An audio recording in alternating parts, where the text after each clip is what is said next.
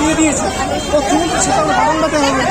অর্থমন্ত্রী স্যার সম্পূর্ণভাবে রাজি, উনি যদি ফাইলটা পাঠান তাহলে উনি অর্থমন্ত্রী সিগনেচার করে দেবে, কিন্তু উনি ফাইলই পাঠাচ্ছেন। কিন্তু আমাদের রাজ্যের পুলিশ প্রশাসন আমাদের